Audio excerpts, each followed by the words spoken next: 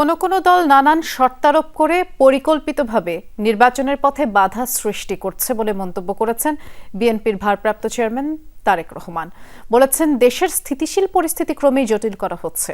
অন্তর্বর্তী সরকার যত বেশি দিন ক্ষমতায় থাকবে ততই তাদের দুর্বলতা প্রকাশ পাবে বলেও মনে করেন বিএনপির এই শীর্ষ নেতা।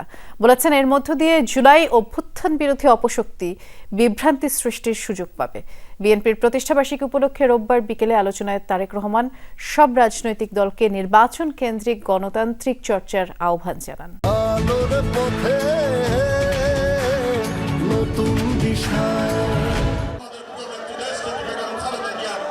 1 সেপ্টেম্বর দলের ৪৭তম প্রতিষ্ঠাবার্ষিকীকে সামনে রেখে রাজধানী ইঞ্জিনিয়ার্স ইনস্টিটিউশন মিলনায়তনে বিএনপির এই আলোচনা সভা, যেখানে বক্তারা দেশ ও জনগণের উদ্দেশ্যে বিএনপির প্রাসঙ্গিকতা তুলে ধরেন। ওনার শাসনকালে একজন প্রকৃত স্টেটসম্যান ছিলেন।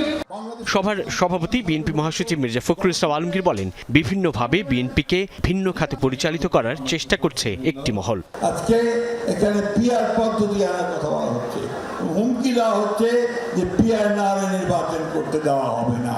যে আমরা কারো হুমকিতে মাথা নত করতে বাংলাদেশের মানুষ রাজি নয়। এখানে আরো কিছু গ্রুপ এদেশে তৈরি হয়েছে যাতে করে এদেশ শান্তিপূর্ণভাবে উন্নয়নের পথে অগ্রসর হতে না পারে, গণতন্ত্রের পথে অগ্রসর হতে না পারে। সভার প্রধান অতিথি বিএনপির ভারপ্রাপ্ত চেয়ারম্যান তারেক রহমান বলেন, যতক্ষণ জবাবদিহিমূলক সরকার গঠন না হবে ততক্ষণ গণতন্ত্র ঝুঁকিমুক্ত নয়। অন্তর্বর্তীকালীন সরকার যখন জনগণের অধিকার প্রতিষ্ঠার পথে হাঁটছে, তখন কোন রাজনৈতিক দল নির্বাচনের মাধ্যমে জনগণের অধিকার প্রতিষ্ঠার পরিবর্তে তাদের দলীয় স্বার্থ চরিতার্থ করার জন্য নানা শর্ত আরোপ করছে। নির্বাচনের পথে হয়তোবা পরিকল্পিত উপায় বাধার সৃষ্টির অপচেষ্টা করছে বলে বহু মানুষ এরই ভিতরে ভাবতে শুরু করেছেন।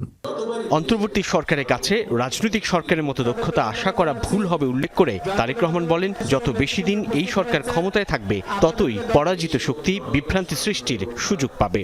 বিভিন্ন পরিস্থিতি সামাল দেওয়ার ক্ষেত্রে অন্তর্বর্তীকালীন সরকারের দুর্বলতা যত বেশি প্রতীয়মান হবে, জুলাই গণ অভ্যুত্থান বিরোধী অপশক্তি 5ই আগস্ট নিয়ে তত বেশি বিভ্রান্তি সৃষ্টির সুযোগ পাবে। পলাতক স্বৈরাচারের মতো বিএনপির বিজয় ঠেকানোর অপরাজনীতির পরিবর্তে নির্বাচনের মাধ্যমে জনগণের রাজনৈতিক অধিকার প্রতিষ্ঠায় এগিয়ে আসতে সব রাজনৈতিক দলের প্রতি আহ্বান জানান তারেক রহমান। পলাতক স্বৈরাচারের মতন বিএনপির বিজয় ঠেকানোর অপরাজনীতির পরিবর্তে আসুন আগে নির্বাচনের মাধ্যমে জনগণের বাংলাদেশে জনগণের কাছে দায়বদ্ধ সরকার গঠন করি সকলে মিলে। এরপর রাজনৈতিক দলগুলোর আরো সকল যৌক্তিক দাবিগুলোর সমাধানের পথ খুঁজি আমরা। বিএনপির ভারপ্রাপ্ত চেয়ারম্যান গণ অধিকার পরিষদ সভাপতি নুরুল হক নূরের উপর হামলার ঘটনা উল্লেখ করে বলেন, ক্রমেই দেশের পরিস্থিতি অস্থিতিশীল ও জটিল করে তোলা হচ্ছে। জনগণের সঙ্গে সম্পর্ক থাকলে আমরা বিশ্বাস করি কোন ষড়যন্ত্র এই বিএনপির অগ্রযাত্রাকে রুখতে পারবে না ইনশাআল্লাহ। সাইফুদ্দিন রবিন, যমুনা নিউজ, ঢাকা।